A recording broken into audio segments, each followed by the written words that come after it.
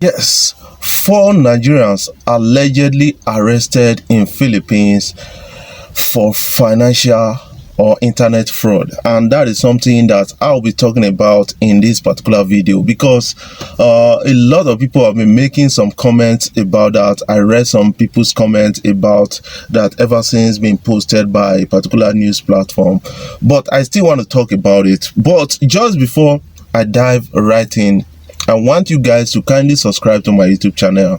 Hit the subscribe button below and the bell notification icon if you are yet to subscribe to this YouTube channel. But if already subscribed, thank you for subscribing, and make sure you share my videos across all social media platforms so that others will get to see what is trending and what we are talking about on social media.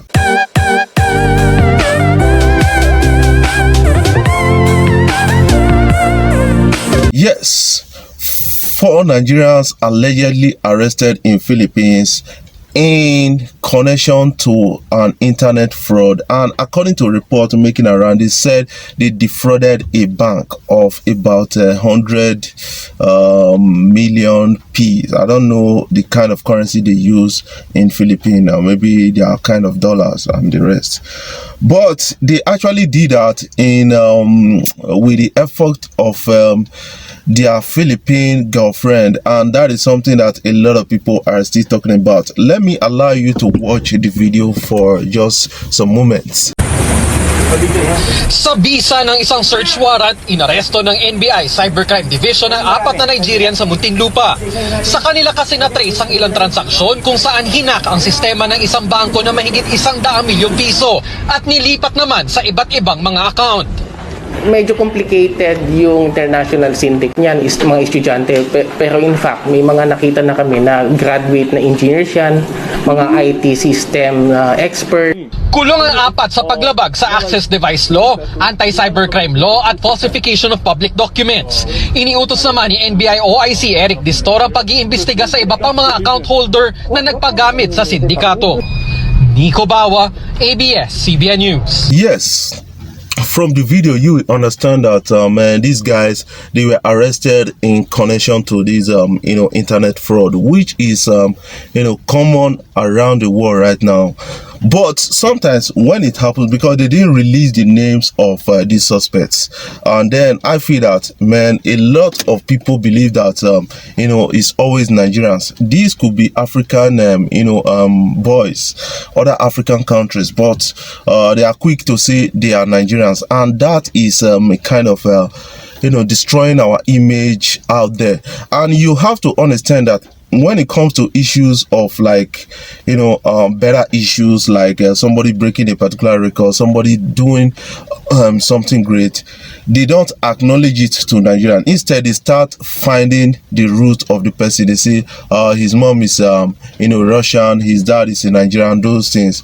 You have to actually understand that when it comes to issues like that, I think they should be looking for the real identity of these people, not be generalizing everybody to be Nigerians, and then at the end of the day we understand that okay, there are still some other country citizens out there that are involved. But I still want to talk because this is common with our youth out there, and now the SARS policemen, EFCC, they are busy harassing young people out there, and then calling them thieves, calling them criminals, cyber criminals and the rest, calling them Yahoo boys. Let me show you a video of a particular boy that was termed or accused of cyber crime, and what SARS police did to his car.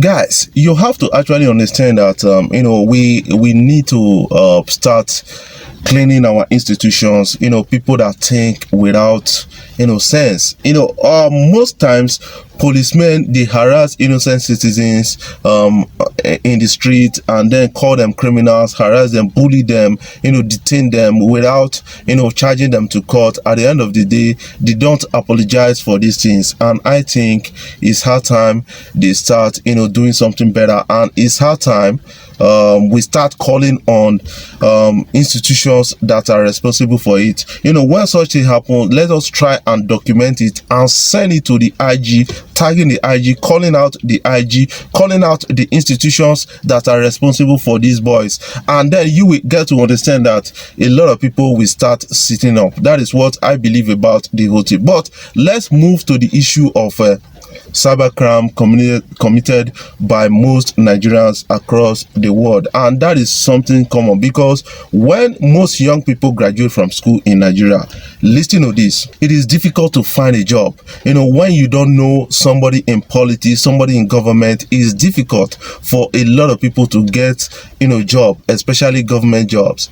And the environment is not friendly for them to do business or to start up business because of the cost of running such a business. And that is or the cost of starting up such a business. And it has been something that is of a great concern to a lot of people. And then you have to actually understand, now they've hiked the fuel price, maybe, but yes, it's okay, but in the meantime, it's going to impact on the propensity to invest. That is something that the government need to actually understand.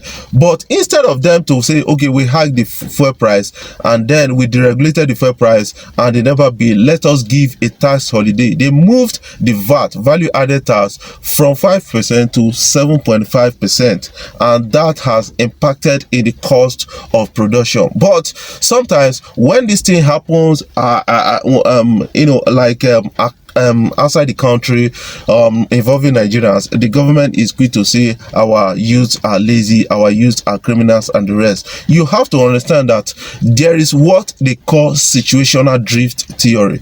People commit crime because of the situation they find themselves in, and that is something we need to actually start looking at. You can't tell you that, okay, man, you graduated from school and then a little job you're managing now, and then you became jobless as a result of this lockdown, because most most organizations, they are not working, they have to cut down their staffs and the rest. And at the end of the day, you find yourself at home with your wife, kids, and your kid is actually sick, or maybe they want to resume school right now. You don't have money to actually do that, and you have opportunity online to defraud a white person at that point in time, like to say, okay, give me money, let me get these social goods for you and the rest. And you find yourself that a crime called situational drift crime will happen at that point in time. So that is something that the government needs to actually understand, that they need to start playing a major role. The government schools, which is highly subsidized, is not even working very well, and a lot of us are suffering that, because we need to take our children to private school where we pay higher, far higher than the government school, because the government schools, they are not working very well. And this is something that you guys need to actually understand from me. And I think it's hard time we start defining the identities of these people arrested across the country. Stop saying they are Nigerians, because I know that most of them, when they are involved in crime like that, they claim Nigerians.